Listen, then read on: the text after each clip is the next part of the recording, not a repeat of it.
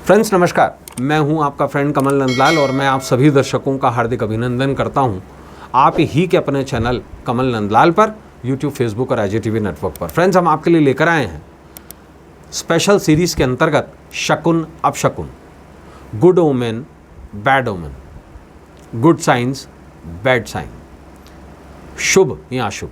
और आज हम इस स्पेशल सीरीज़ के अंतर्गत बात करेंगे गधे की। जी हाँ, गधा, न घर का न घाट का। और जानेंगे रास्ते में गधा दिखाई दे तो ये शुभ है या अशुभ। आपको जानकर आश्चर्य होगा, शकुन अपशकुन इतना ज़्यादा एक्यूरेट बैठता है गधे पे, इसके बारे में मैं आपको पूरी जानकारी देने जा रहा हूँ। आइए इस बारे में बात करते हैं। देखिए, शकुन शास्त्र में अनेक प्रकार के शकुन और अपशकुन बताए गए हैं। शकुन होने पर व्यक्ति के काम आदि बन जाते हैं, अपशकुन होने पर काम बिगड़ जाते हैं, नुकसान हो जाता है। प्रकृति हमें संकेत देती है, बस हम ही उन संदेशों को समझ नहीं पाते क्योंकि हमारे पास में नॉलेज नहीं होती है। आज शकुन अपशकुन शास्त्र में बात करेंगे गधे की। जी हाँ, गधा अश्व परिवार यानी घोड़े की प्रजाति की एक उपजाति है और इसे कहते हैं एसिनस वर्ग, एसिनस। और ये एसिनस वर्ग का पशु है। कई देशों में इसे बोझा ढोने के काम में लाया जाता है। यह जीव गजब का सहनशील प्राणी है, गजब का। इसके चेहरे का भाव एक समान ही बना रहता है, हर्ष और विषाद दोनों में, दुख और सुख दोनों में। कुछ संस्कृतियों में किसी मूर्ख व्यक्ति को भी गधा कहते हैं, है ना।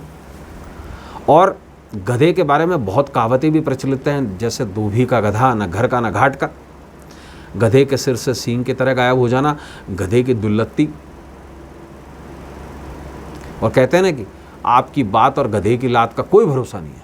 बहुत सारी लोकोक्तियां हैं इस पर। जी हाँ, और संस्कृत में गधे को कहते हैं वैशाख नंदन यानी गद्धप।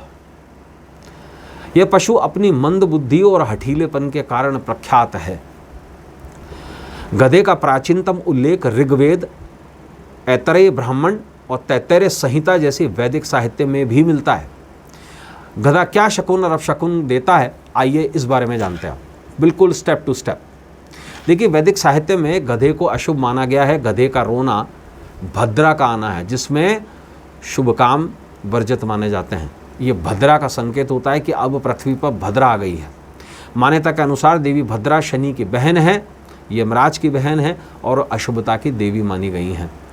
देवी भद्रा जब गधे पर बैठकर पृथ्वीलोक में विचरण करती हैं तो उस काल में शुभ कार्य वर्जित माने जाते हैं। उसे कहते हैं पृथ्वीलोक की भद्रा। वैदिक साहित्य में देवी शीतला और देवी कालरात्रि की सवारी भी गधा ही माना गया है। श्री रामकालीन साहित्य में रावण के 10 सिरों में से एक सिर को गधे का सिर माना गया है। कभी आप रावण को क्लोजली देखिएगा, उसके ऊपर एक गधा होता है।